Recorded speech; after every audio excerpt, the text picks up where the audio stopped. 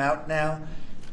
What they've done, what the Democrats and Biden have done to this country will go down in infamy. What they have done to our country, and especially that, they created the worst inflation we've ever had.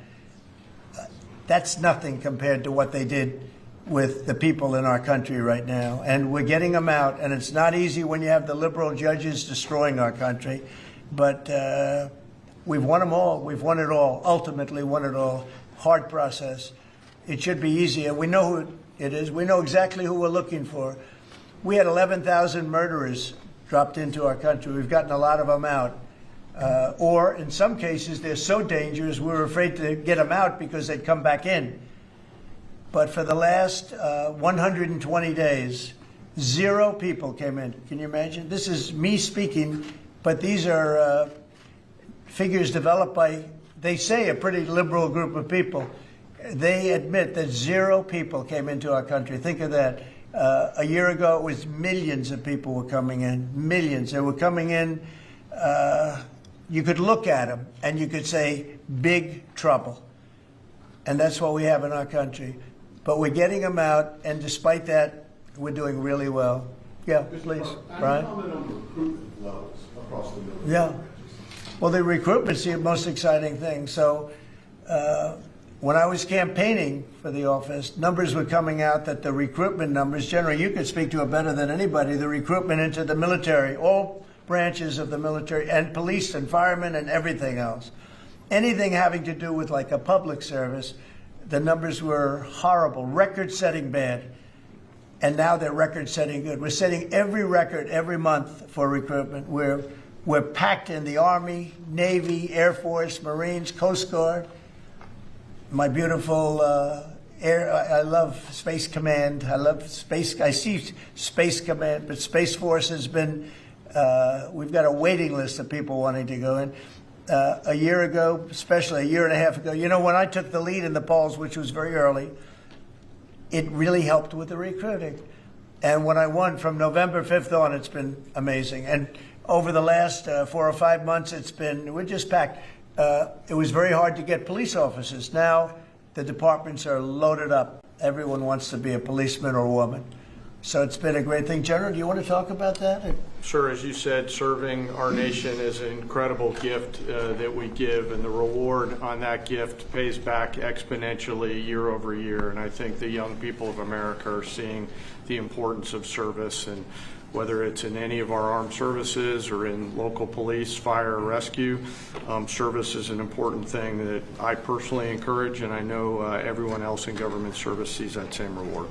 And Peter, on recruitment? Yes, I was down at Fort Benning, the newly properly renamed Fort Benning, yesterday, watching Army basic training, and they're so full they can't barely handle the throughput.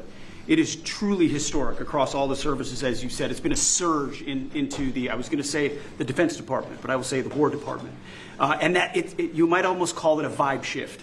An attitude shift, a feeling that the country is back, that service is back. And there were military families last year, Mr. President, that said, I don't know if I can recommend, I wrote a book on this. I don't know if I can recommend service to my son or daughter, given what's been done to our military. You heard it over and over and over again. And I hear from those same military families right now, sir, and they're saying, I recommend to my kids that they go into this department, this Pentagon, under this commander-in-chief, who they know you'll have their back, and they want to serve. So it is historic, and it's the biggest reflection of how motivated Americans are by your leadership, sir. Really, it's nothing more than spirit, love for the country. I guess the esprit de corps, as they say, you have more of that than we've had maybe ever, frankly. But to see a turn over a period of less than a year, I would say, but to see a turn, nobody wanted to go into the military. Now everybody wants to go into the military. Jennifer, you wanted? Yeah, there's some new reporting on North Korea and this Navy SEAL incident in 2019. Can you say if the administration has engaged with North Korea on that incident since it happened recently? Yeah. And then can you share some records? I don't know anything about it, no. I'd have to, I could look, but I know nothing about it. Can you confirm that it happened? I don't know anything about it. I'm hearing it now for the first time. Okay, great. And then on the Hyundai incident in Georgia with the arrest of some workers, construction workers at the plant, have you heard any feedback from Hyundai? I just heard about that a little while before the news conference, and I would say that they were illegal aliens, and ICE was just doing its job. But I know nothing about the instance. It happened a little while ago. Okay? There has been some pushback on that, though, from South Korea already, and of course, they pledged to invest $150 billion in the U.S. Just here, last week. Are you concerned? Well, and they have the right to sell cars and things in our country. It's not like a one-sided deal. Are you concerned at all about your immigration agenda potentially clashing with these economic goals? Well, we want to get along with other countries, and we want to have a great, stable workforce. And we had, as I understand it, a lot of illegal aliens, some not the best of people, but we had a lot of illegal aliens working there. So, look, they're doing their job. That's what they have to do. These are people that came through with Biden. They came through illegally. They came into our country. So we have to do our job. Mr. President, the now Department of War has been involved in the crime cleanup in D.C. You tasked Congress with proposing and passing a crime bill. What are some things that you would really like to see codified in that crime bill? Well, I think one of the things is the cashless bail. It's killing it. When that came out, the first time, that's when you saw the real big crime start to happen. Cashless bail, what a disaster that is. You murder somebody, you don't have to put up bail, and you go out in the street and you murder somebody else. That's what's happened. It happens so often. And that's one of the things. And other of the things you're reading about, it's a standard, but just a certain toughness. I have to say, one of the elements of fascination for people over the last period of time has been what's happened to D.C. So we've gone from one of the most dangerous cities in our country to what they call a safe city. It's a totally safe city. In fact, I set up dinner in Washington, D.C. next week.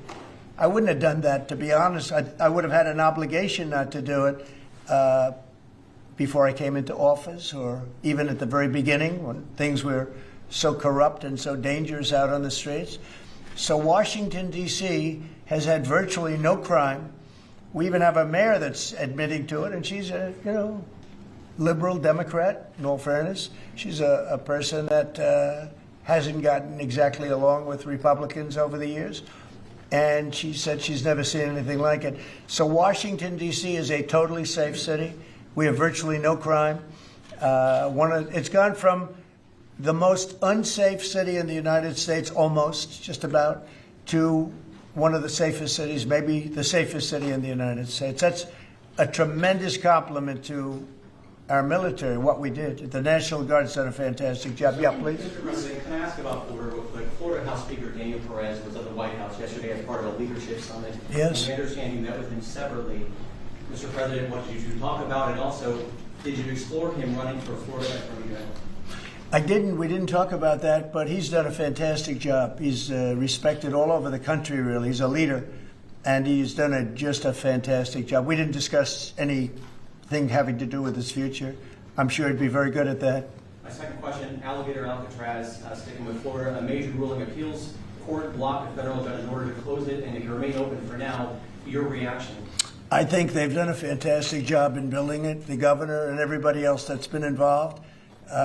It's an incredible facility. It's housing people for usually a very short period of time before they get brought back to their countries.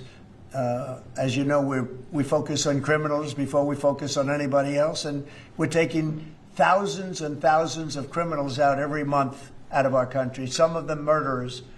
And I think Florida's done a great job by building it, and whether it's Alligator Alcatraz or anything else you want to call it, I was there. I visited with the governor, with other people. I guess Nikki was there.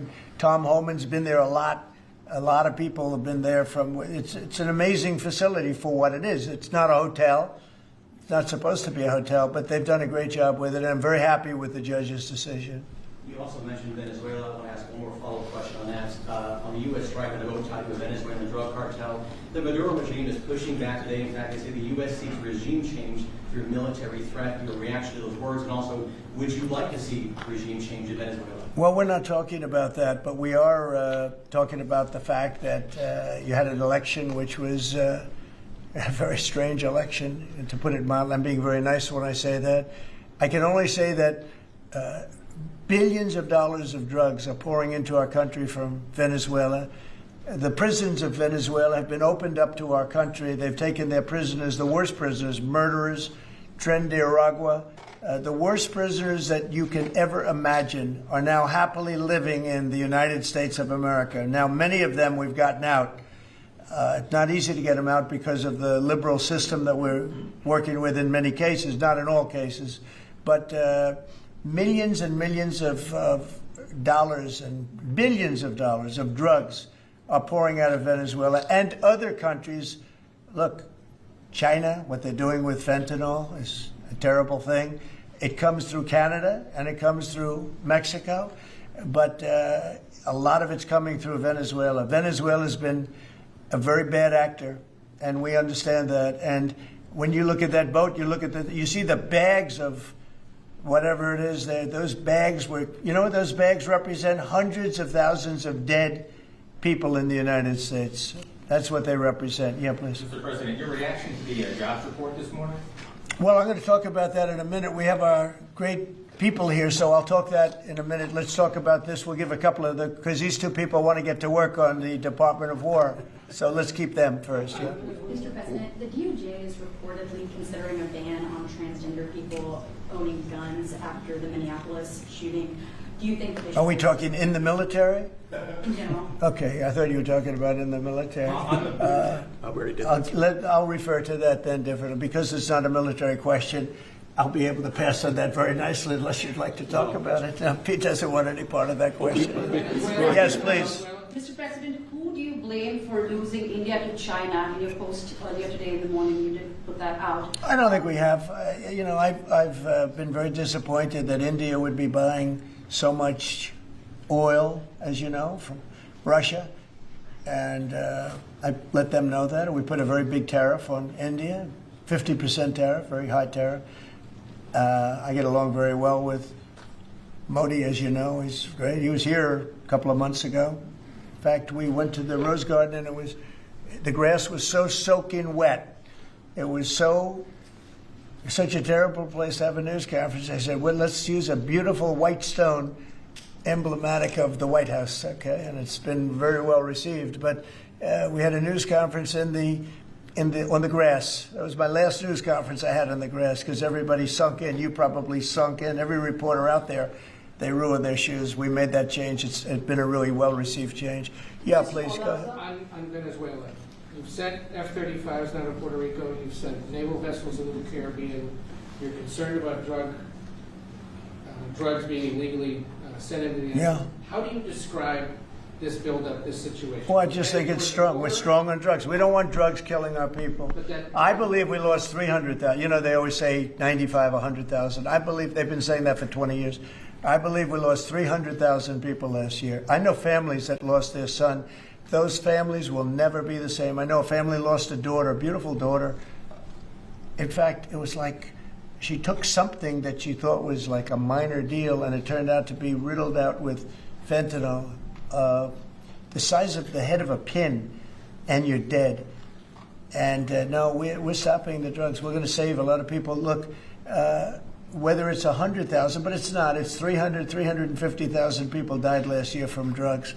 And we're not going to let that happen to this country. Think of that. Think if you're in a war and you lose 300,000. We'll lose 600,000 in the, pretty much between Gettysburg and all of that, the Civil War, we lost, 600,000. So we're losing half of that every year to drugs. We're not going to do it. We're not going to allow it to happen. You think of the wars. If we lost 600,000 people in a war, but we lose that every 2 years, more than that. So it's 300 to 350,000 people.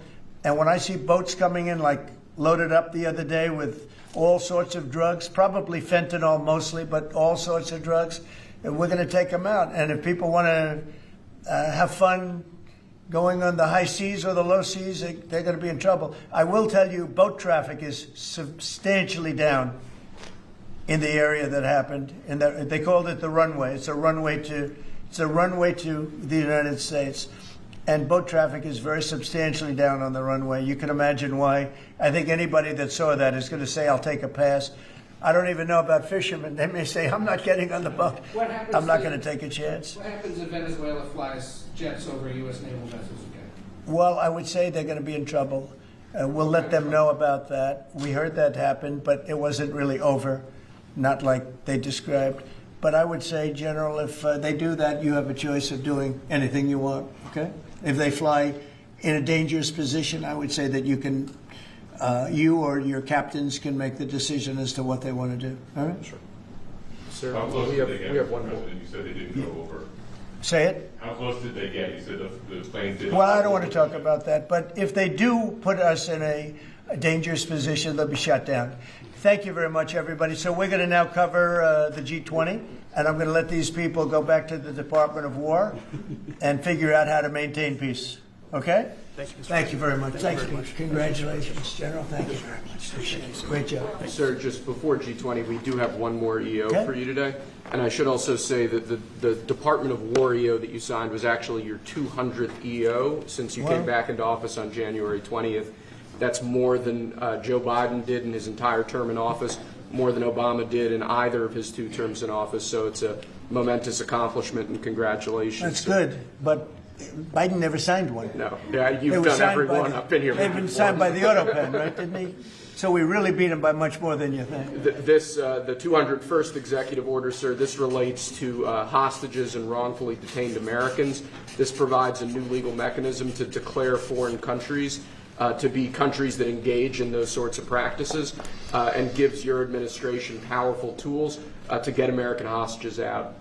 This has been a Right. focus of your administration Yeah. this time around. Adam Bowler's here, and he's done incredible work already. This will give him even more. I think it's great, and more Adam's tools. amazing. So, Adam, do you want to describe how many hostages we've gotten out together, you and I, and you and a couple of other people that we know, and Yes. me and a couple of other people that you don't know, but we've gotten a lot of hostages. Do you want to describe it? Mr. please? President, you brought Sure. back 72 hostages since your term. If we compare that to President Biden, he has gotten 20 taken. So he is negative 20 taken. 20 taken. They don't take our people so Yeah. often. So, Mr. President, That's good. when we spoke, you said that that was a primary focus, and I'll tell you the job is easy because of you. And we paid nothing, too. We pay nothing. We They don't pay exchange. $6 billion. They always paid $6 billion for 5 people. $6 billion. It was just a number I kept hearing. Not only that, $6 billion plus we'd get like 1 person, and they'd get 6. They got one, the Prince of Doom, they called him. He was the #1 arms merchant anywhere in the world ever. And they got him out. And on top of that, we paid money. So, no, we don't do that. You know, once you pay money, then a lot of people start disappearing. They start grabbing reporters, too. They think the reporter is going to get a lot of money. And to me, they would. You'll be well taken care of. I better stress that, because otherwise we have headlines. He said this or he said that. No, I'm not smiling about it. But they would. They'd be grabbing reporters. They'd be grabbing everybody. And especially when you pay the kind of money that Biden and Obama, they used to pay money that was crazy. We don't pay. And if you don't pay, they find it to be not a lucrative business anymore. That's fantastic. Would you like to say something? So it's really Spihar, Special Envoy Bowler, it's Rick Grinnell, it's Steve Witkoff who brought Americans home. But with this EO you are signing today, you are drawing a line in the sand that U.S. citizens will not be used as bargaining chips, and it provides your Secretary of State, Marco Rubio, the same tool set to punish states who take our citizens wrongfully the same way that we can punish those who sponsor terrorists. This is a very significant EO you are signing today, sir. Thank you, Sebastian. Very good. You're doing a great job, too. And this is your Director for Hostage Affairs at the NSC. Yes, and I hear. So Julia was seminal as well to all of this. I heard you're doing unbelievable. Would you like to say something? Absolutely. It's a outstanding EO, absolutely unprecedented action against those foreign adversaries who would take our people. They now know they are on notice, and it's not acceptable. And if you take our people now, you will pay. You know, Adam gave up a job where he was making tremendous amounts of money, big stuff, top of the line, Wall Street, and he wanted to do this. He wanted to do hostages. I offered him other jobs too, very big jobs.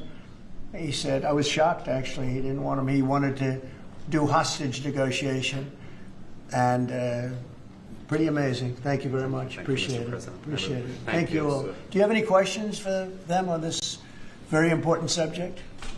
I think it shows a lot of your leadership as far as fighting for Americans and fighting for humans, and to think that Joe Biden went in negative territory. Oh, he went way negative. Way negative, and you're actually making progress on this. I think this does send a message to the world that we don't negotiate. We're going to stay strong in that type of what they call business. Well, one little anecdote that may be of interest. We were told by numerous families who had missing loved ones during the Biden administration that this building, Biden's National Security Council, told those families not to talk about their missing loved ones, to be quiet, not to create any pressure on Biden and on Jake Sullivan, the key propagator of the Russia hoax. This administration has met with those families on a weekly basis. Right. People like Adam, yourself, sir, your envoys are doing everything to get every single American home. Not to tell them not to talk about their loved ones, but bring them home. Well, I can tell you one story that was amazing. A few weeks ago, very little written about it, but there should have been. But it was a very nice gesture. The head of Belarus, who's a very respected man, strong person, strong leader, he released 16 hostages. John Cole, a lawyer who works for me, great lawyer actually, one of the greatest lawyers. But John Cole was over there, and he heard that they had hostages. And you know about this. 16 people he released. And I just want to thank the head of Belarus. But while John was over there, they had, I believe, another 1,400 hostages. Now, not from us, from places all over the world. And just pretty tough place, in all fairness. But they had 1,400. And I believe they're going to be releasing a lot of those 1,400. They're not... I think very few, if any. We got pretty much ours back, and we didn't pay anything. But I very much gave my respects to the leader of the country. Was again, he's a very strong man, but he's got 1,400 or 1,500 or a large number, and we're talking about releasing them. Some are political, I guess. A lot of them are political.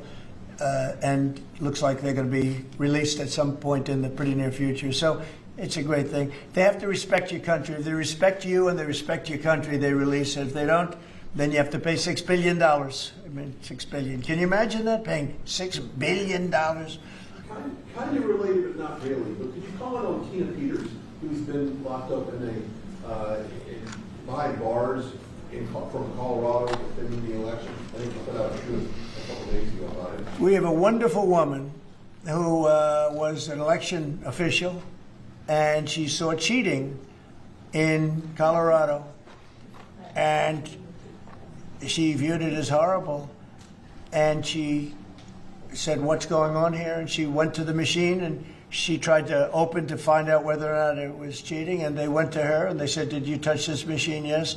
And they arrested her. They arrested her instead of the people that did the cheating.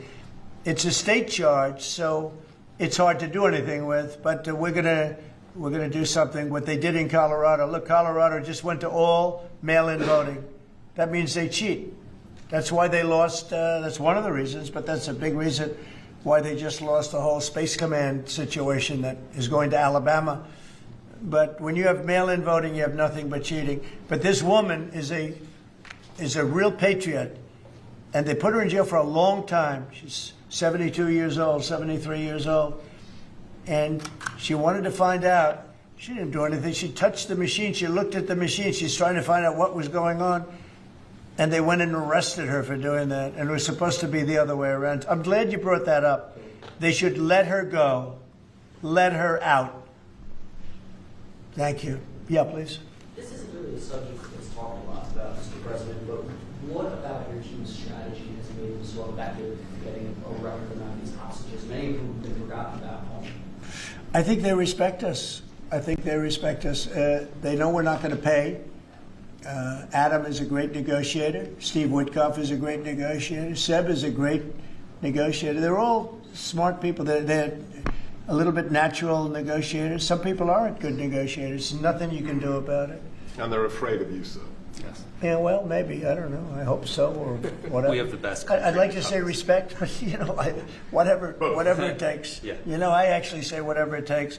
But we've gotten a lot of people out, and we'll continue. We don't have too many in. How many are you working on right now? There's not a lot left. We got most of our people out. We got them mostly back.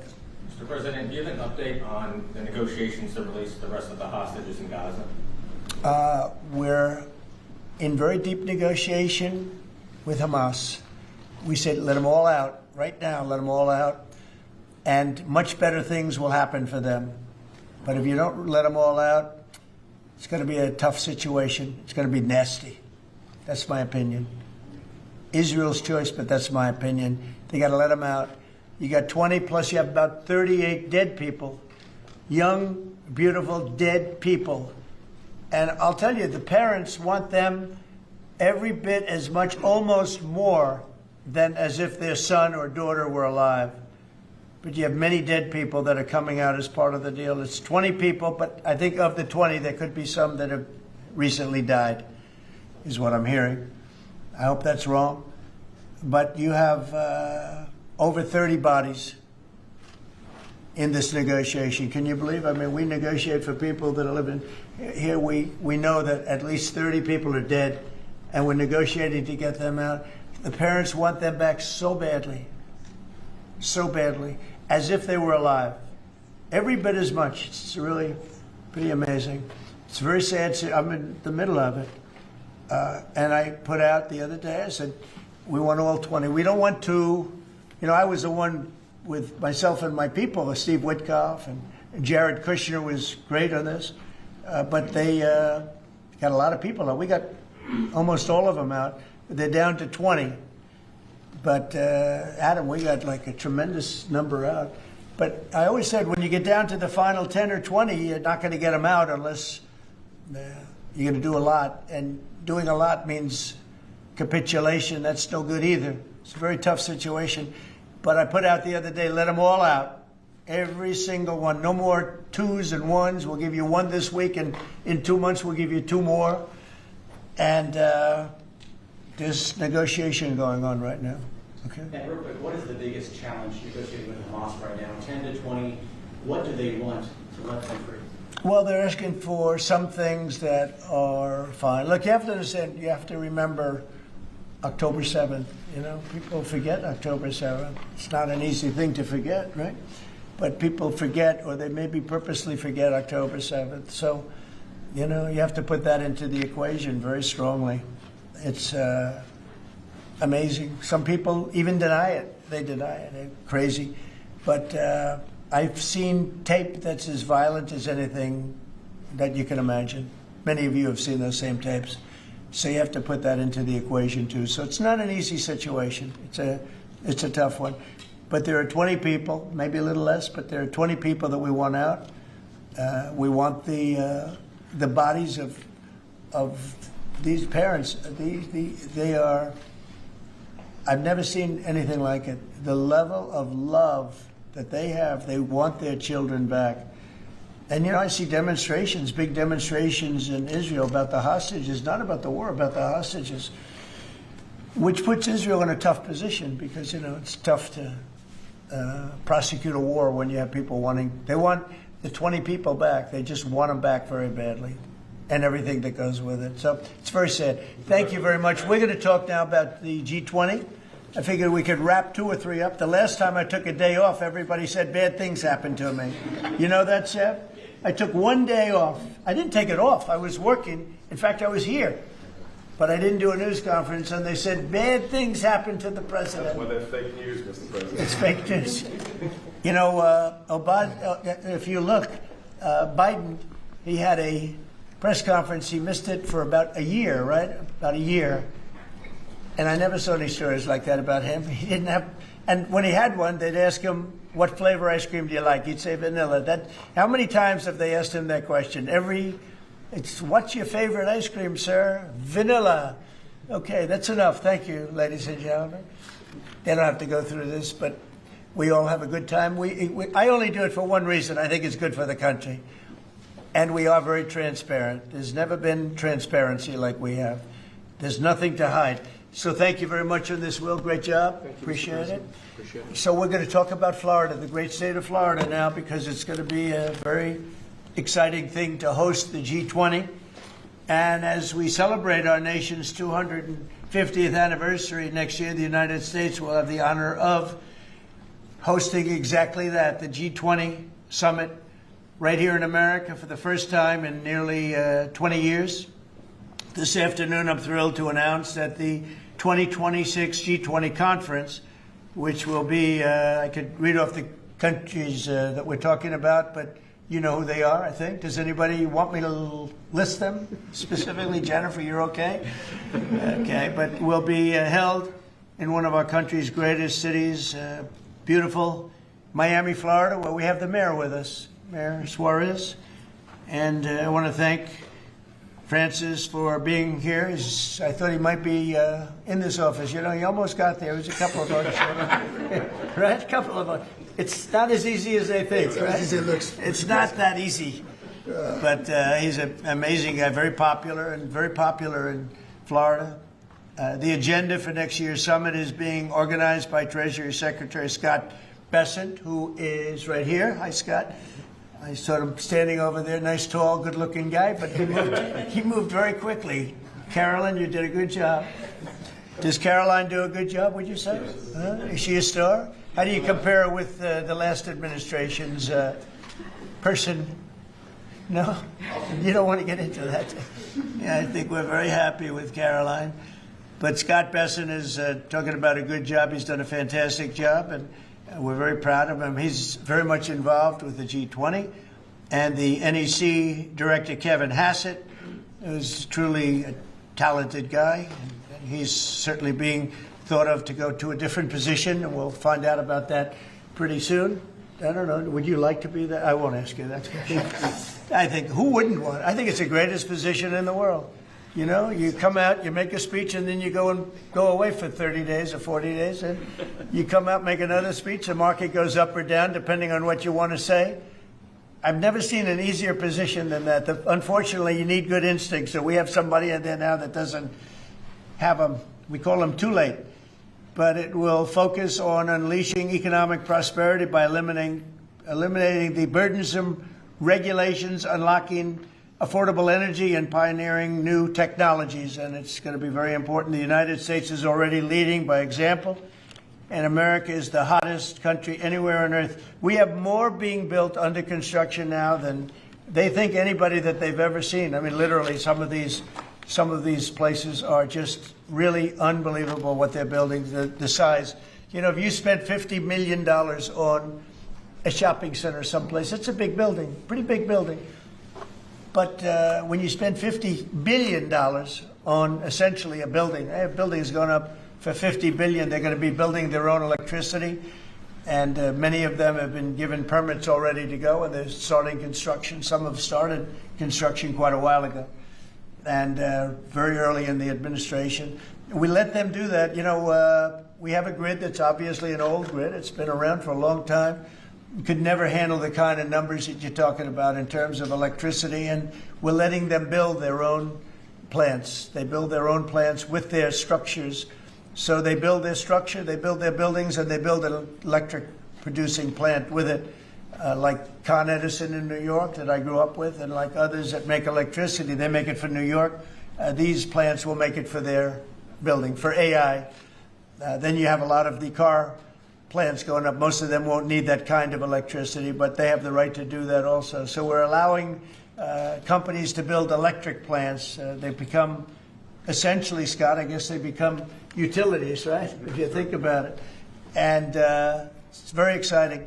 We're going to end up with more electricity than China, and it's going to be built at no cost to us. And I'm telling them, build more than you need, and you'll sell it back into the grid. So they'll be able to sell it back into the grid on top of everything else at no cost to the American taxpayer. It's very exciting. And frankly, if we didn't do that, we wouldn't be leading with AI. We wouldn't be probably even doing any AI. It would be 20 years to get an approval. So they're building massive amounts of electricity as we speak. We've eliminated $5 trillion worth of federal regulations, another big thing since I took office. And if you remember the first term, we took out more regulation than any other president in history times. You could add the top 4, and they wouldn't come anywhere close to what we were. That's one of the reasons we had such the most successful 4 years of any president economically, and this is blowing it away. I think this will blow it away. When these plants start to even getting close to opening, I think you're going to see numbers that we've not seen before. And we've increased oil production by more than 300 barrels a day. That's a lot. Blue-collar wages are rising at the fastest rate in 60 years, and trillions of dollars of investment is pouring into the USA. It's going to be over $17 trillion very shortly, and nobody ever thought a thing like that was possible. What made it possible were, number one, they were happy with November 5th. They were happy with the election. And number two, the tariffs are bringing countries in. I mean, it's so vital to our country. It's before the courts now, and I hope we're going to do very well. We had 4 great opinions just come out, as you know, from judges. In a couple of cases, there were Obama-appointed judges that felt they had to do what was right for the country. So I respect that greatly. I respect them for doing it. But we have very strong opinions, and it'll end up going to the Supreme Court. And it's just vital for the country. Vital, absolutely. We're at a level that we've never thought we'd be at, and it's because of the tariffs. Countries are pouring into our country because of you avoid tariffs if you build here. If you don't build here, you pay a lot of money. But if you build here, so what people are doing is they're coming in, they're building here. No different than what other countries have done to us. But we have a big advantage over other countries. We have a market that we built up during our 4 years that was amazing. We took a commanding lead during that 4-year period. So it's a very exciting thing, but I look forward to showing our incredible success to the world when we visit Miami next year. And I'd like to ask Mayor Suarez, truly a highly respected gentleman who's loved in his city, and we're gonna do a great job. We're gonna work together and do a fantastic job. Mayor, would you say a few words, please? Of course. Thank you, Mr. President. It's a tremendous honor to be with you here today in the Oval Office to make this historic announcement. Just looking at the sign, which is so beautiful. Good job. Yeah, it's a great job. As you know, Mr. President, you were elected by double digits. You were the first Republican president over 30 years to win Miami-Dade County. And you did it because you followed through on your promises. And in Miami, what we're doing is we are following through on those promises as well. We've kept taxes low, we've kept people safe, we've leaned into innovation, we've grown 150% in the last 10 years. We've created one of the most intriguing ecosystems in the world.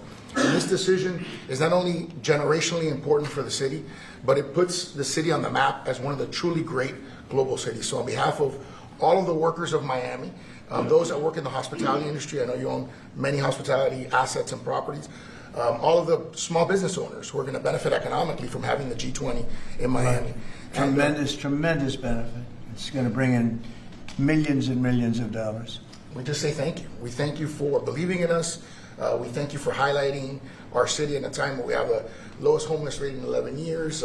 We're on the precipice of having the lowest homicide rate in history, and with the lowest taxes. So we're following your America First agenda, and we're creating success in, Miami's the greatest city in the world, we believe. Thank you, Mayor. We'll see you down there. We'll see you down there before then, but we'll see you down there. Scott, would you like to say a few words? Yes, sir. So we're excited to have the G20, and what's important about the G20, President Trump's America First initiative does not mean America alone. It means America leads. So we will be holding the G20 in the capital of the world, Miami, next year to showcase the beginning of President Trump's second term. Will be a year and a half into it. We will have done peace deals, tax deals, trade deals. We've made the U.S. the best place to come, start a business, have tax certainty, energy certainty, and regulatory certainty. And it's going to be an exciting event. And the U.S., just as the President was saying earlier about the Defense Department of War, the U.S. is back on the international stage as a leader. We have whittled down the G20 back to basics. We are making it work for the American people better than ever. We have The G20 had become basically the G100 this past year. So it will be a concentrated group in Miami, seeing the best America has to offer with American leadership, thanks to President Trump. Thank you very much. Great job, and a great job you're doing. Kevin, would you like to say a few words? Mr. President, I think this G20 meeting, where the world leaders will come to the great city of Miami, is going to be viewed as one of the most important meetings in global history, because what's going to happen is the golden age is going to be documented so well in the data by next summer that you're going to have one of the best speeches written for you that you've ever seen, because we're just going to be talking about the accomplishments of the next year. I think so. A lot of these plants are going to be open by then. Yeah, exactly. And a lot of jobs are coming in like I think we've never seen before. It's going to be great. Monica, would you like to say something? Thank you, Mr. President. We're so looking forward to having the United States of America host the G20 in Miami in December of next year. And we're also looking forward to having this as a showcase of American strength, vision, innovation, and power under your bold leadership, Mr. President. It is going to be the G20 in the Trumpian golden age. Thank you very much. Any questions on the G20? G20. You just said a moment ago that you were very complimentary of Kevin's work, and I was just wondering if he's your man for the day.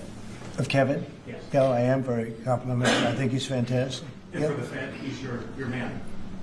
I didn't say that. I said he's fantastic. But no, I sort of know who I'm going to pick, but no, I didn't say anybody in particular. But Kevin is certainly one of the three. They say four, but probably three. That he's a highly respected person. He's great. He's great. He believes in low interest rates, and we all do. But sometimes you have to raise them to stop inflation. We had the worst inflation, I guess, essentially that we've ever had in the Biden administration, and it really hurt people. You know, costs are way down. Our energy costs are way down. And, you know, when energy comes down, everything comes down. And we brought down the price of groceries and specifically the price of eggs. You remember that first week when you were screaming about eggs? I said, I know nothing about them. I just got here. That's Biden's problem. But we got the cost of eggs down to really low numbers. So we brought costs down for people. And, you know, it's something I said. And the Democrats have this false narrative. They say, oh, costs went up. They just say things that it's just like incredible. If you look at energy, I think you're going to be at $2 a gallon with cars very shortly. $2. It was $4, $5 under the Democrats. That's a huge, it's like a massive tax cut. And speaking of tax cuts, we gave you the largest tax cut in history in the bill that we just approved. The largest tax cut in history. And there'll be no tax on tips, no tax on Social Security, no tax on overtime. One of the big things you get is you buy a car and you borrow money to buy the car, you're allowed to deduct your interest, which, Scott, has never happened before. You know, rich people like to talk about deductions. Middle income, they never gave them deductions. I got them. One of the best deductions, an interest deduction. So it's great. Jennifer, please. Yeah, a couple questions on the G20, sir. Is there any update on your plans to attend this year's G20? And then are you saying for next year? I won't be going this year. It's in South Africa. I won't be going. JD will be going, great vice president, and he looks forward to it. But no, I won't be going to that. And then on the guest for 2026, are you saying it'll just be exclusively the 19 countries and the 2 blocks? There won't be any? No, we're going to invite other countries as observers. They call them observers, but they'll have something to say. But we're going to invite Poland. Already I've issued them an invitation. They're great. They were just here, as you know. Great leader, great new leader. One of the big surprises, I was so happy I endorsed him, actually, and he won. And he's going to be a great leader of Poland. But I've invited Poland already. What about Russia? What about Russia? Oh, that's interesting. I haven't thought of that. No, I haven't thought of that. That's an interesting question. I'm going to think about that for a little while. Mr. President, you just mentioned that the tax cut bill. Why the rebrand from One Big Beautiful Bill? Oh, I just saved words. I said the bill. It's one big. I actually call it the great. I actually call it the great big beautiful bill. But it's a lot of words. Is that how you want Republicans to kind of talk about it? When they I just want them to say what's in it. It's an incredible bill for the middle class, for the working person. You know, we are a party of the working. It used to be the opposite. The Democrats were for the working people, and the Republicans were supposedly for the rich. The Republican Party's taken in millions of people, and the Democrats have lost millions of people. they've gone crazy. Honestly, I think they're crazy. What's happened to them, I don't know. They suffer major Trump derangement syndrome, and it's turned out to be actually a disease, but it's a disease of weak people and stupid people, because all we do is we cut taxes, we create great policy. Their policy is so terrible. They refuse to acknowledge, as an example, I see today, it's a big debate again, the women, they don't want men playing in their sports. They don't want it. The Democrats want men to play in women's sports. I saw the great governor, we have Governor Youngkin, talking about it today, that the woman who's running against our Republican candidate, who's excellent, is like so much into the, men being able to use women's bathrooms. Okay, what's that all about? Men playing in women's sports, wants open borders. Again, once they want, actually, after what we've gone through with millions, I think 25 million people came in from prisons, from mental institutions, drug dealers, drug addicts. They're pouring into, they poured in, now we have none coming in. The border's been sealed for a long time, actually almost since I got into office. Remember when the Democrats said we need legislation? I didn't have any legislation. I said close the borders. And now the borders, for the last 4 months, not one person has been allowed to come into this country illegally, not one. Done by people that would normally like to see you look bad. Those are the numbers. So it's been an amazing job. Yeah, please. Mr. President, this is going to be a major event and a major meeting for South Florida, for you, for Mayor Suarez. I know this is not until next year in Miami, but do preparations begin today? And if so, what is being done? They've already begun. We first had to deconflict our Basel with the dates, and so we have already started doing that. And so thanks to the president's team. He started a long time ago, actually. If you knew him, he was working on this long before this press conference. Yes, sir. It's in good shape. Going to be great. Mr. President, we learned this morning that we've lost 78,000 manufacturing jobs this year. How do you explain? Well, one thing we have is, we have the interest rates are too high. That was, a matter of the Fed. But the other thing is, so many different elements aren't included yet. And one of the things we've learned, and we learned that the hard way, watching over the last few months, are the corrections that people have been making.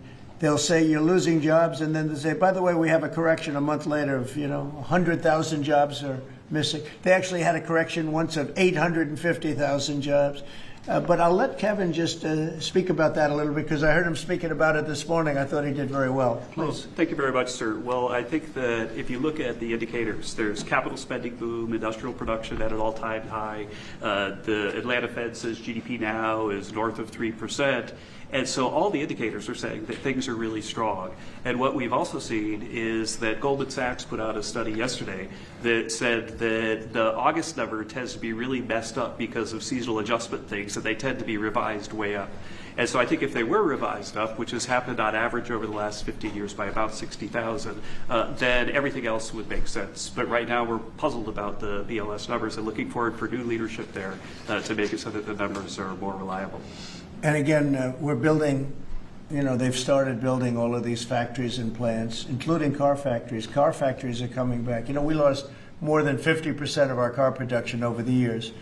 And I think we're going to get all of it back. It's coming back in really rapidly. Really, we're building a lot of car plants. Indiana, places that you don't think of it so much are taking, but also Detroit, lots of places it's coming in where I think we're going to get everything. We've lost it over a period of 40 years, and I think we're going to get it all back in a very short period of time. And big ones, big plants, incredible plants that were never going to come back. Without the tariffs, they wouldn't have come back. And I think without the election on November 5th, they wouldn't come back either. The election was very important also. Yeah, please. As we've been here, Mayor Adams of New York has announced that he's staying in the mayoral race there. Can you react to that, but also tell us? No, I mean, he has to do what he wants to do. No, I mean, he's free to do what he wants. It would seem to me, and everybody in this room, including you, that the only way you're going to beat the communists, because you have a communist running, which is fine. I'll have to deal with a communist in New York City. I never thought that was going to happen. This is something I didn't think was going to happen, Scott. You're going to have to explain this one, because we're going to have a communist mayor. It would seem to me that if he stays in, if you have more than one candidate running against him, it can't be one. If you have one candidate, if he's the right candidate, I would say that Cuomo might have a chance of winning if it was a one-on-one. If it's not one-on-one, it's going to be a hard race. And we'll get used to a communist, and he's going to have to go through the White House and get approvals for everything. And we're going to make sure that New York is not hurt. We want to make sure that New York is cherished and taken care of. And so I didn't know he was running or not running. But you didn't offer him an ambassador? No, I didn't do that. No, I wouldn't do that. It's nothing wrong with doing it, but I didn't do that. You asked for the G20. We understand that it'll be held at Doral. Yes, it's going to be at Doral, yeah. You considered that with the G7 last time you decided against it. Why go forward with it now? Well, I think that everybody wants it there because it's right next to the airport. It's the best location. It's beautiful. Beautiful everything. They actually requested that it be there because location is the best, and we will not make any money on it. We're doing a deal where it's not going to be money. There's no money in it. I just want it to go well, and it's going to be each country will have its own building. I think it'll be really a beautiful thing, and Doral's been very, very successful. One of the most successful properties in the country, and frankly, it's the problem is in December. That's the biggest month in Florida. So, using it for you can't get a room in Florida in December, January, et cetera, that area, and that's the time we're talking about. So, from that standpoint, it's not good, but we want to make sure it's good. I think Doral would be the best location, and again, they'll have their own buildings. It'll be incredible for them, and being like 10 minutes, less than 10 minutes from the airport. And it's a big airport, international. All of the planes will be able to land, go right into their quarters. So I think it'll work out very well. Earlier on your Fed answer, sir, you said that you're looking at maybe 3 candidates. Or 3 candidates. Should we interpret that you like Secretary Bessent in his current role? Well, I like him too, but I had him as a 4th. I know I had 4. You were talking about 4. Now I'm talking about 3. He told me I'm not leaving. He wants to be doing. And if he was leaving. He would certainly be one of the people I'd want. But I asked him specifically. I could ask him right now, would you rather stay where you are as treasurer, or would you rather go to the... Sir, I'm the only person on the planet who does not want the job. Okay. He really told me, he said, I love what I'm doing. I wouldn't want to really take him because he is doing a great job. Are the top 3 still then Mr. Waller? I am looking at Kevin also, and I'm looking at, I would say you could say those are the top 3. Good job. It's very good. You're saying that you believe Andrew Cuomo would be the best one-on-one candidate against him? Well, I think if I'm only going by the polls. It's not an endorsement or anything. It just seems that he's second. And what you do to win is you take the guy who's second and you hopefully add 1 and 2. But maybe if the 1 isn't getting out, then he's not getting out. And that's okay. I think the mayor's a very nice person. I helped him. He got caught up in a scam by the Biden administration, what they did. So I helped him out a little bit, but I would understand why he doesn't do it. I do think this. I think if you have more than 1 candidate, we've got ourselves a communist mayor in New York. And I don't like communist mayors. I don't like them. Yeah? You've passed one big beautiful bill, sir. 5 months, with all these slew of events next year. The World Cup, G20, all America 250. Given this, what's your economic outlook for the year 2026? How much growth do you think is reasonable for us to expect economically next year? Well, I heard, and we were on a very downward path with Biden, and I heard that the most we could do is 1% GDP, and now I'm hearing 3.2% and 3.5% and all. And our big year won't be really next year. I think it'll be the year after, because when these plants start opening up, it takes a period of time to build them. We're going to have tremendous job growth. It's unprecedented.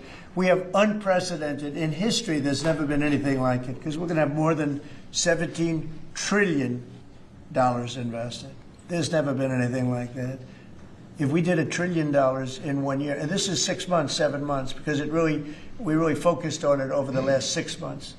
But we're going to be doing.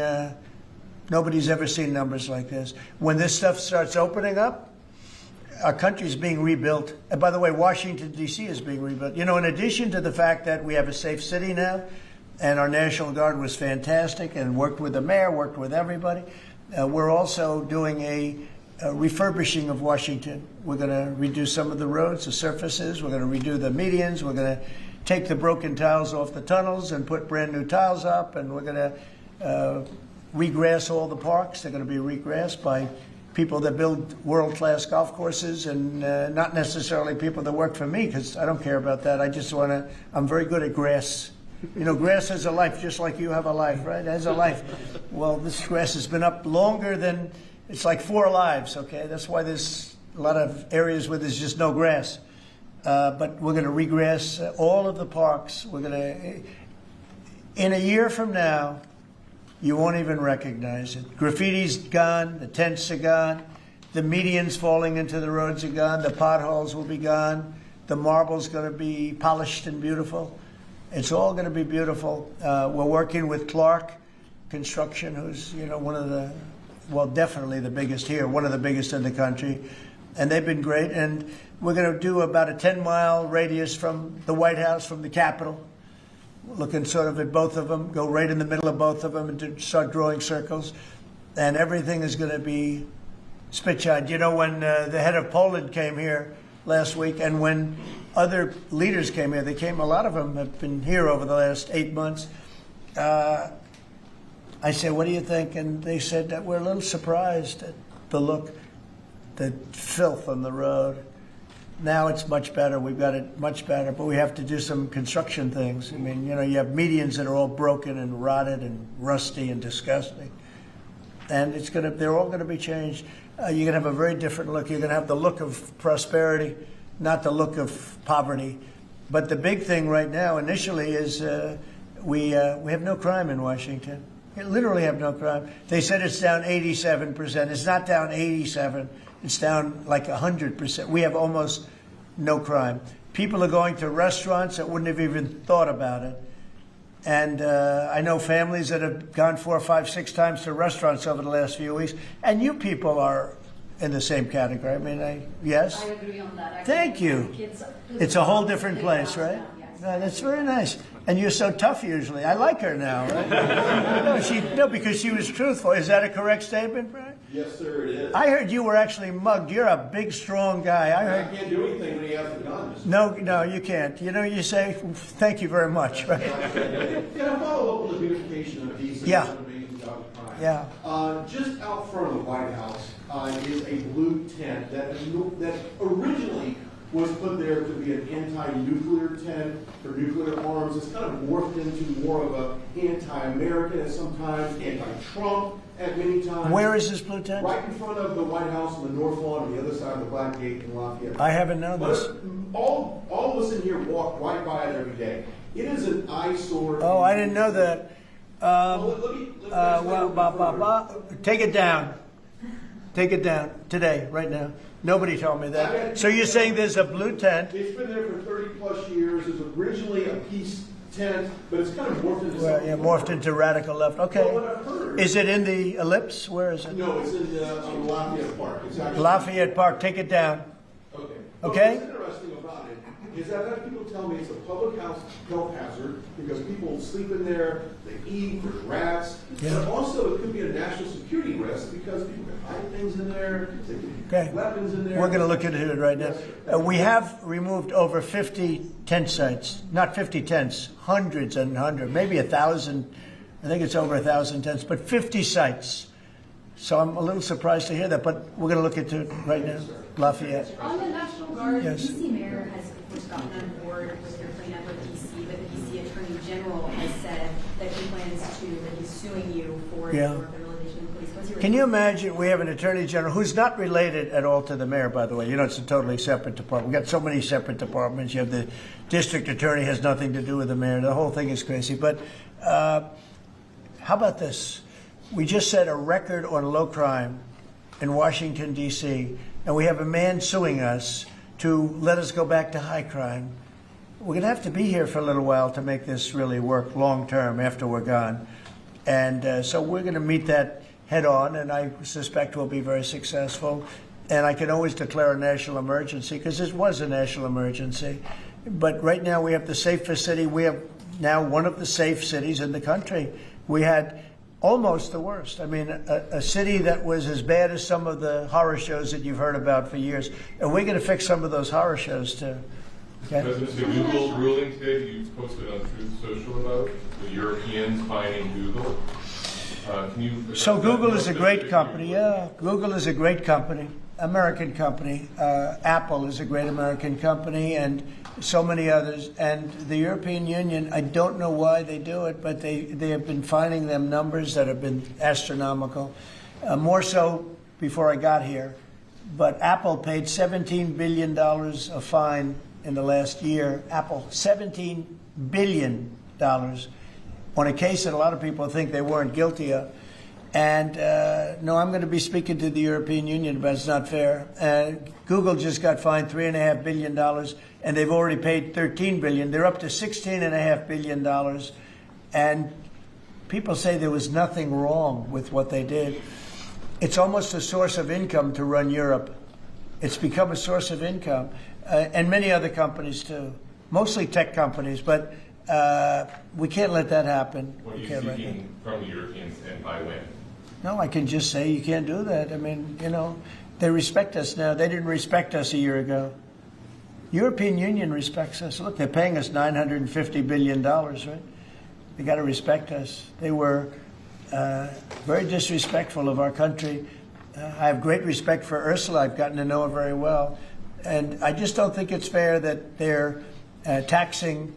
And really, it's almost become like a tax. It's become so regular. And I've gone to lawyers and I've asked them, what do you think? They said, they didn't do anything wrong. We can't do that. It's not fair. And it's interesting. I don't hear that about China, and I don't hear that about other places. I hear it about the European Union. We were talking about it last night. I think we had a gathering. That was the highest IQ group of people I think any room has ever had last night, you know? It was about as high as you can have. All the tech geniuses were there. They love their computers. They would tell me more about chips that I want to know. Did this come up last night? Yeah, it did. It did come up. A couple of companies said that they were taxed by the European Union. It's interesting. They weren't complaining about, in that regard, China. They weren't complaining about other places. It's the European Union, and they have. Apple was, again, forced to pay $17 billion last year. So I think we're going to change that around. It's just not fair. We don't want that to happen to our companies. And, you know, if somebody does that, we should be doing it to them. They've got to pay, let them pay us. But you just can't do that to our companies. Yes. Was Elon Musk invited to the dinner last night? I wanted to go back to the G20 real quick in Miami. You know South Florida very well. Many cities are being considered for the G20. Was this a hard decision, or did Miami just stand out to you? It wasn't a hard, really. I mean, look, it's got the weather. We're in December, so it's, you know, cold in some places, and that's beautiful too. Cold weather's nice. It's all nice, you know, depending on the city. But no, Miami really wanted it. The mayor really wanted it.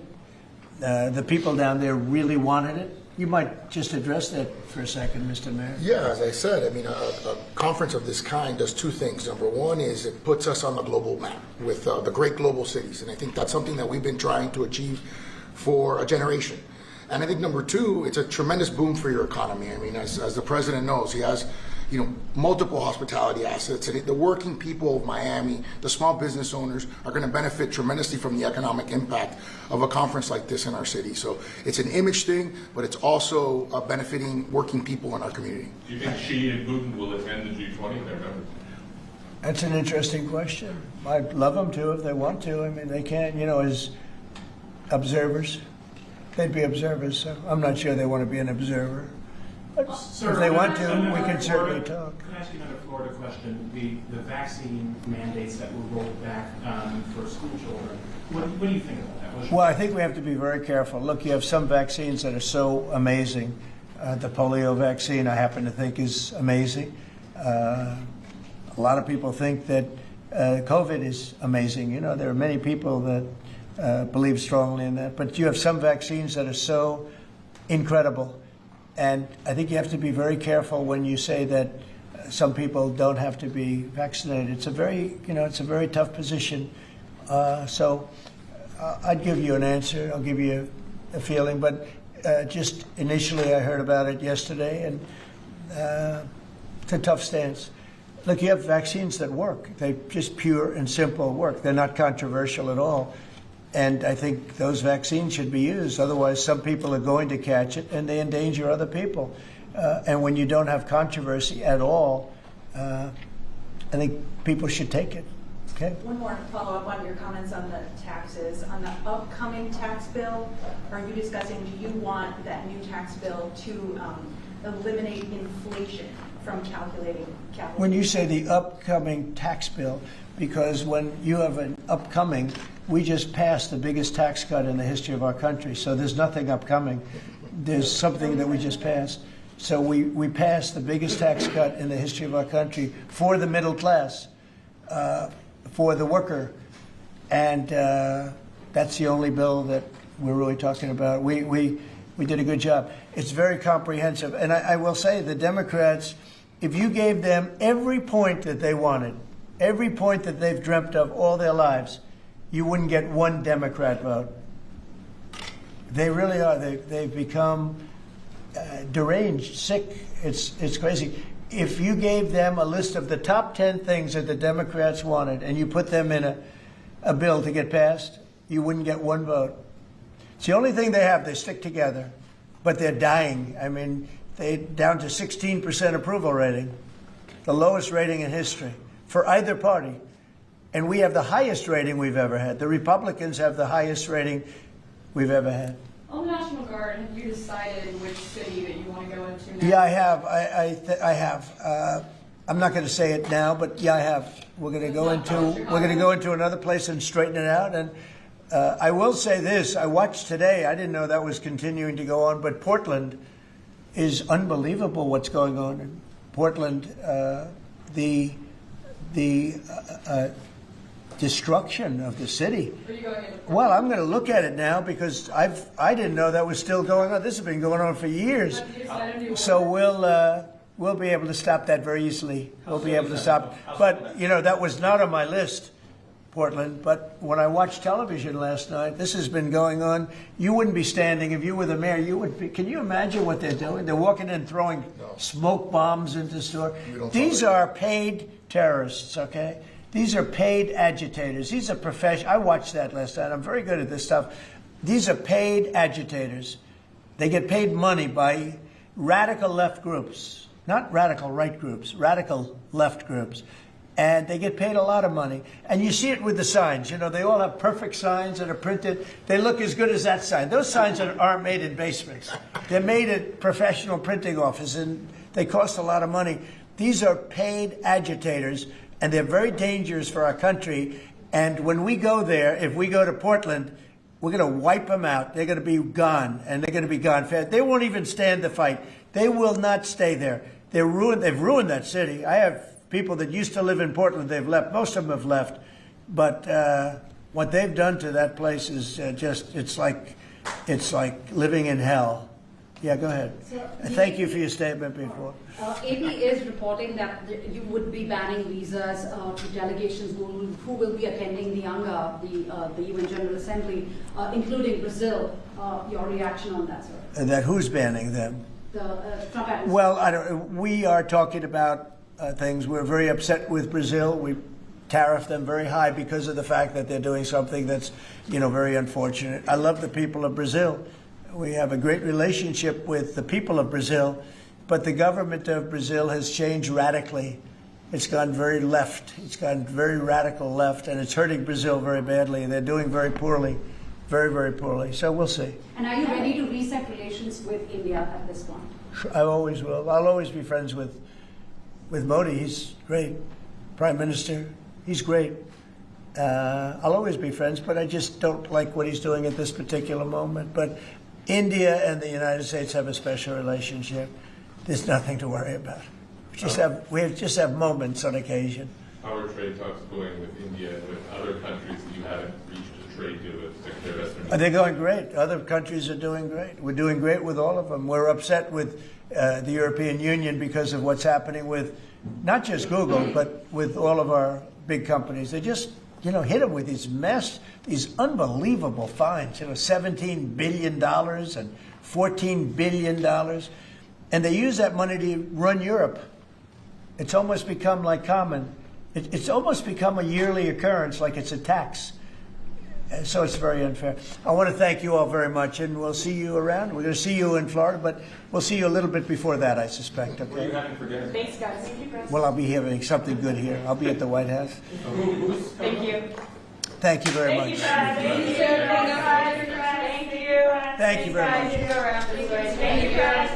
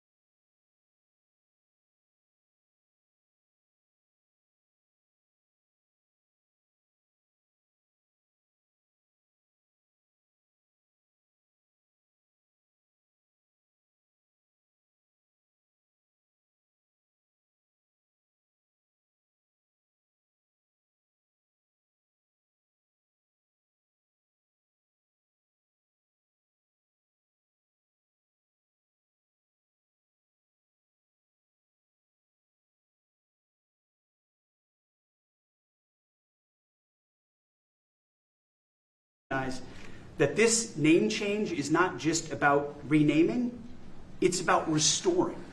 Words matter. It's restoring, as you've guided us to, Mr. President, restoring the warrior ethos, restoring victory and clarity as an end state, restoring intentionality to the use of force.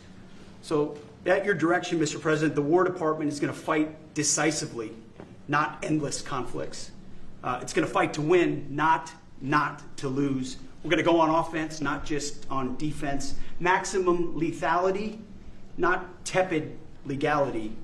violent effect, not politically correct. We're going to raise up warriors, not just defenders. So this War Department, Mr. President, just like America, is back.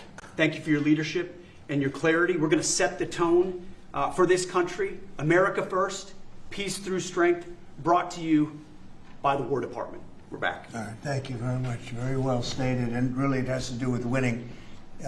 We should have won every war. We could have won every war, but we really chose to be very politically correct or wokey, and we just fight forever. And then we'd, win. We wouldn't lose, really. We just fight to sort of tie. We never wanted to win. Wars that every one of them we would have won easily with just a couple of little changes or a couple of little edicts. I was told that ISIS would take 5 years to win. And Dan Kane, when I told him how long would it take, he said, I think about 4 weeks, sir. I said, what do you mean 4 weeks? I was told 5 years by the people in Washington. You know who they were? 5 years. I said, you can't do it in 4 weeks. I actually flew to Iraq to meet with him, and I met him at a big air base. And remember that famous day, right? It turned out to be a famous day for our country because you're now the head of the Joint Chiefs of Staff, which is the biggest deal. And he is, because he did things that everybody said he couldn't do. So they said it was going to be 5 years, and he knocked them out in about 4 weeks total, 100%. We took over, and ISIS was gone, and pretty amazing. But we never fought to win, and now if we have to fight it all, we solved 7 wars. We have the one that I thought was going to be probably one of the easier ones, and that's with President Putin and Ukraine. And that turned out to be one that's a little bit more difficult, but the 7 are done. They were supposed to be much more difficult to solve. I solved every one of them, and we're going to get the other one done too. But it turned out to be a little bit more difficult than I thought. And it'll get done, or they'll be held to pay. But because they're losing 6 to 7, it used to be 5. I used to tell you 5. Now it's almost 7. I guess 7,000 people last week. 7,813 people, young soldiers, died. Russian and Ukrainian, not American soldiers. But it's a shame, and it's just, they're human lives, and I want to see it stop. But General Kane's done a fantastic job. And again, defeated ISIS, which they said would take a long time. And it didn't take a long time at all, and did other things that people said really couldn't happen. We have the greatest equipment in the world. We have the greatest soldiers in the world. Dan, say a few words, please. Yes, sir. Thank you, Mr. President. It's a true honor for me today to represent the incredible men and women of America's joint force. Today and every day, the 2.8 million service men and women stand ready to fulfill our sacred duty to protect America at home and abroad. As the President said, America's military is the single most powerful fighting force in the world. The mission you and the Secretary have given us is clear and unambiguous: to deliver peace through overwhelming strength. And I remind everyone that the U.S. military can reach any adversary at the time and place of our choosing. Service to this nation is an incredible gift, and we're grateful and honored every day to do so. Thank you, Mr. President. Well, thank you, and it's an honor to sign this. And we will do that right now.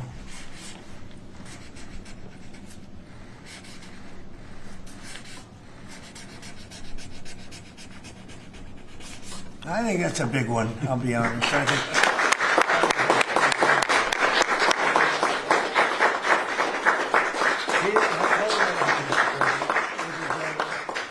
that's a big one. It's a big one, Mr. President.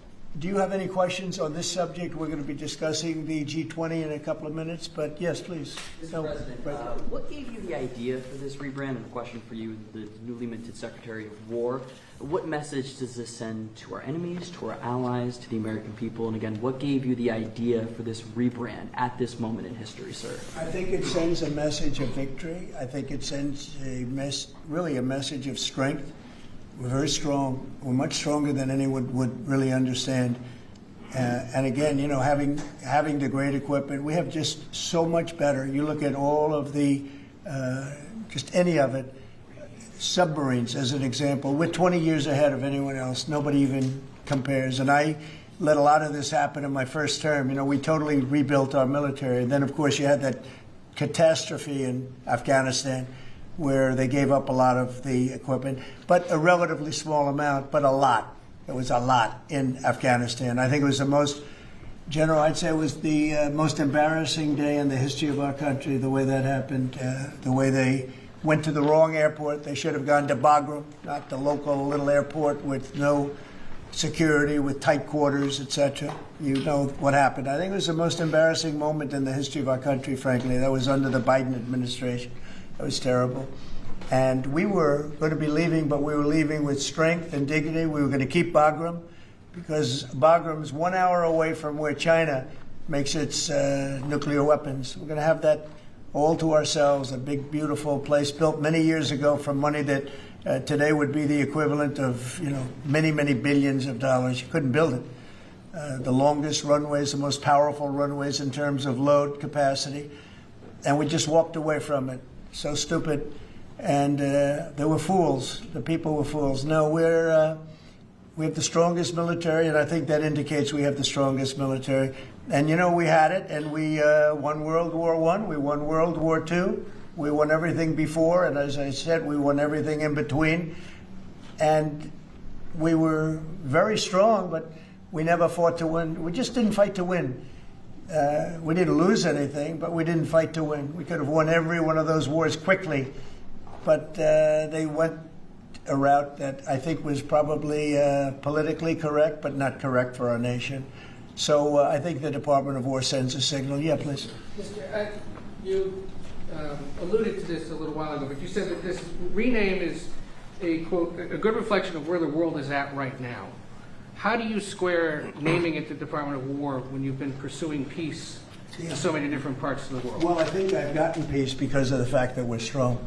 If we weren't strong, those 7 deals I told you about, the 7 wars, a majority of them wouldn't have happened. They happened for 2 reasons: trade and our strength. Those are the 2 reasons. And probably strength may be more important than trade. So if I was very proud of all those wars. Those were wars that could not be settled, and I settled all of them. And we'll get the other one settled also. That'll get settled. But without the strength, we wouldn't have settled any of them. Yeah, please. Mr. President, is it your expectation that Congress will codify this name change in the law? I don't know, but we're going to find out. But I'm not sure they have to. We're signing an executive order today, but we're going to find out. We're going to see. If they do, we're going with it, and we're going with it very strongly. There's a question as to whether or not they have to, but we'll put it before Congress. Do you know how much this rebrand will actually cost? And are there any concerns about, you know, the Pentagon's mission and actually cutting back on spending? But not a lot. You know, we know how to rebrand without having to go crazy. We don't have to recarve a mountain or anything. We're going to be doing it not in the most expensive. We're going to start changing the stationery as it comes due and lots of things like that. We're not going to be doing things like have been done in the past when they changed the name of forts that shouldn't have been changed. Those names of the forts should not have been changed, at least for the most part. And as you know, many of them have been changed back already. At the request of the communities, every one of those communities said, we want our name back, like Fort Bragg as an example. The people in that community wanted that name back. They refused to call it anything else but Fort Bragg. So we're not going to be spending very much money on that.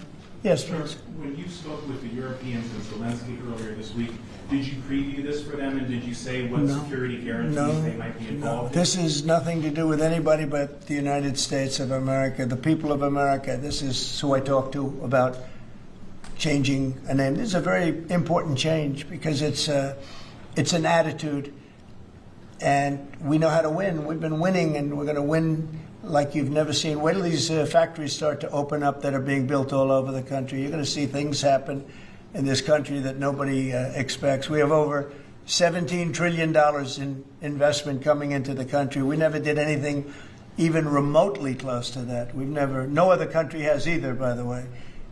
So you're going to see things that are pretty amazing. But it's really about winning. And what about the security guarantees aspect of that with Ukraine, sir? Well, we'll work that out. We'll help them. Look, we want to save a lot of lives, so we'll do something with that. I think people expect that. We'll help them. Europe will be first in by far, and they want to be first, and they want to see it end. Europe wants to see it end, and it'll end. It'll end all of a sudden. It's going to come together. You watch. Yeah, did you want something? Right here. Yeah, behind you, please. Yes. Yes, sir. You haven't been shy about taking bold, decisive, offensive action to protect American values. Strikes in Iran, strikes this past Tuesday on the positively ID'd trend to Iraq with narco-terrorists. Is that going to be a critical function of the Department? It depends on the individual instance. You know, we don't want drugs coming in from Venezuela or anybody else or any place else, and we'll be tough on that. And we don't want human trafficking. We don't want to see people coming in where they open their prisons from all over the world and they dump their prisoners into our country, which is what they did in the Biden administration, where they took insane asylums and places that held people that were seriously mentally ill, mentally incompetent, mentally dangerous, and they dumped those people into our country, and we're trying to get them out now. What they've done, what the Democrats and Biden have done to this country will go down in infamy. What they have done to our country, and especially that, you know, they created the worst inflation we've ever had. That's nothing compared to what they did with the people in our country right now. And we're getting them out, and it's not easy when you have the liberal judges destroying our country. But we've won them all. We've won it all, ultimately won it all. Hard process. It should be easier. We know who it is. We know exactly who we're looking for. We had 11,000 murderers dropped into our country. We've gotten a lot of them out. Or in some cases, they're so dangerous, we're afraid to get them out because they'd come back in. But for the last 120 days, 0 people came in. Can you imagine? This is me speaking, but these are figures developed by, they say, a pretty liberal group of people. They admit that 0 people came into our country. Think of that. A year ago, it was millions of people were coming in. Millions. They were coming in. You could look at them and you could say, big trouble. And that's what we have in our country. But we're getting them out, and despite that, we're doing really well. Yeah, please, Brian. Comment on recruitment levels across the military. Yeah. Well, the recruitment's the most exciting thing. So when I was campaigning for the office, numbers were coming out that the recruitment numbers, generally, you could speak to it better than anybody, the recruitment into the military, all branches of the military, and police and firemen and everything else. Anything having to do with like a public service, the numbers were horrible, record-setting bad. And now they're record-setting good. We're setting every record every month for recruitment. We're packed in the Army, Navy, Air Force, Marines, Coast Guard. My beautiful I love Space Command. I see Space Command, but Space Force has been, we've got a waiting list of people wanting to go in. A year ago, especially a year and a half ago, you know, when I took the lead in the polls, which was very early, it really helped with the recruiting. And when I won from November 5th on, it's been amazing. And over the last 4 or 5 months, we're just packed. It was very hard to get police officers. Now the departments are loaded up. Everyone wants to be a policeman or woman. So it's been a great thing. General, do you want to talk about that? Sure. As you said, serving our nation is an incredible gift that we give, and the reward on that gift pays back exponentially year over year. And I think the young people of America are seeing the importance of service, and whether it's in any of our armed services or in local police, fire, or rescue, service is an important thing that I personally encourage, and I know everyone else in government service sees that same reward. And Pete, on recruitment? Yes, I was down at Fort Benning, the newly properly renamed Fort Benning, yesterday, watching Army basic training, and they're so full they can't barely handle the throughput. It is truly historic across all the services, as you said. It's been a surge into the, I was going to say the Defense Department, but I will say the War Department. And that you might almost call it a vibe shift, an attitude shift, a feeling that the country is back, that service is back. And there were military families last year, Mr. President, that said, I don't know if I can recommend, I mean, I wrote a book on this. I don't know if I can recommend service to my son or daughter, given what's been done to our military. You heard it over and over and over again. And I hear from those same military families right now, sir, and they're saying, I recommend to my kids that they go into this department, this Pentagon, under this commander-in-chief, who they know you'll have their back and they want to serve. So it is historic, and it's the biggest reflection of how motivated Americans are by your leadership, sir. You know, really, it's nothing more than spirit, love for the country. I guess the esprit de corps, as they say, you have more of that than we've had maybe ever, frankly. But to see a turn over a period of less than a year, I would say, but to see a turn, nobody wanted to go into the military. Now everybody wants to go into the military. Jennifer, you wanted? Yeah, there's some new reporting on North Korea and this Navy SEAL incident in 2019. Can you say if the administration has engaged with North Korea on that incident since it happened recently? Yeah. And then can you share some records? I don't know anything about it, no. I'd have to, I could look, but I know nothing about Can you it. confirm that it happened? I don't know anything about it. I'm hearing it now for the first time. Okay, great. And then on the Hyundai incident in Georgia with the arrest of some workers, construction workers at the plant, have you heard any feedback from Hyundai? I just heard about that a little while before the news conference, and I would say that they were illegal aliens, and ICE was just doing its job. But I know nothing about the instance. It happened a little while ago. Okay? There has been some pushback on that, though, from South Korea already, and of course, they pledged to invest $150 billion in the U.S. and they were just here, last week. Are you concerned? Well, and they have the right to sell cars and things in our country. It's not like a one-sided deal. Are you concerned at all about, your immigration agenda potentially clashing with these economic goals? Well, we want to get along with other countries, and we want to have a great, stable workforce. And we had, as I understand it, a lot of illegal aliens, some not the best of people, but we had a lot of illegal aliens working there. So, look, they're doing their job. That's what they have to do. These are people that came through with Biden. They came through illegally. They came into our country, so we have to do our job. Mr. President, the now Department of War has been involved in the crime cleanup in D.C. You tasked Congress with proposing and passing a crime bill. What are some things that you would really like to see codified in that crime bill? Well, I think one of the things is the cashless bail. It's killing it.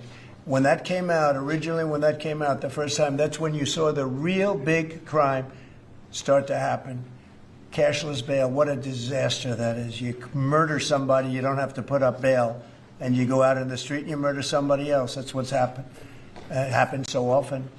And that's one of the things. And other of the things you're reading about, it's a standard, but just a certain toughness. I have to say, one of the elements of fascination for people over the last period of time has been what's happened to D.C. So we've gone from one of the most dangerous cities in our country to what they call a safe city. It's a totally safe city. In fact, I set up dinner in Washington, D.C. next week. I wouldn't have done that, to be honest. I would have had an obligation not to do it before I came into office, or even at the very beginning when things were so corrupt and so dangerous out on the streets. So Washington, D.C. has had virtually no crime. We even have a mayor that's admitting to it, and she's a, liberal Democrat, in all fairness. She's a person that hasn't gotten exactly along with Republicans over the years. And she said she's never seen anything like it. So Washington, D.C. is a totally safe city. We have virtually no crime. It's gone from the most unsafe city in the United States, almost, just about, to one of the safest cities, maybe the safest city in the United States. That's a tremendous compliment to our military, what we did. The National Guard's done a fantastic job. Yeah, please. Mr. President, can I ask about Florida?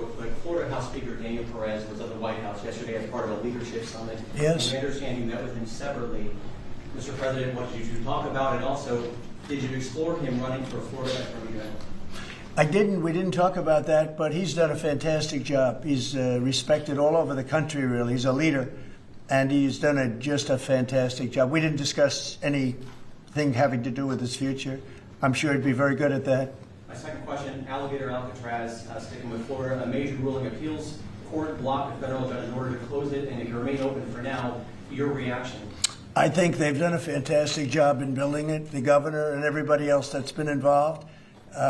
It's an incredible facility. It's housing people for usually a very short period of time before they get brought back to their countries. As you know, we focus on criminals before we focus on anybody else, and we're taking thousands and thousands of criminals out every month out of our country, some of them murderers. And I think Florida's done a great job by building it, and whether it's Alligator, Alcatraz, or anything else you want to call it, I was there. I visited with the governor, with other people. I guess Nikki was there. Tom Homan's been there a lot. A lot of people have been there from. It's an amazing facility for what it is. It's not a hotel. It's not supposed to be a hotel, but they've done a great job with it. And I'm very happy with the judge's decision.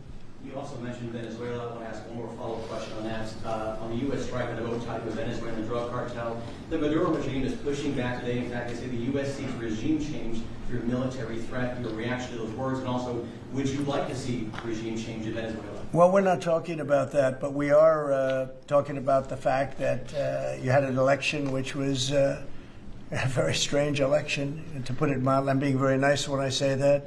I can only say that billions of dollars of drugs are pouring into our country from Venezuela.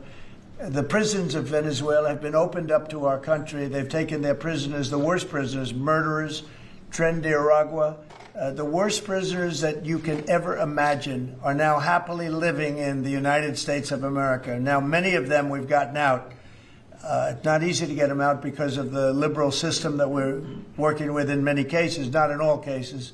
But millions and millions of dollars and billions of dollars of drugs are pouring out of Venezuela and other countries. Look, China, what they're doing with fentanyl is a terrible thing. It comes through Canada and it comes through Mexico, but a lot of it's coming through Venezuela. Venezuela's been a very bad actor, and we understand that. And when you look at that boat, you see the bags of whatever it is there. Those bags what those bags represent? Hundreds of thousands of dead people in the United States. That's what they represent. Yeah, please. Mr. President, your reaction to the jobs report this morning? Well, I'm going to talk about that in a minute. We have our great people here, so I'll talk that in a minute. Let's talk about this. We'll give a couple of because these two people want to get to work on the Department of War. So let's keep them first. Yeah. Mr. President, the DOJ is reportedly considering a ban on transgender people owning guns after the Minneapolis shooting. Do you think Are we talking in the military? In general. Okay, I thought you were talking about in the military.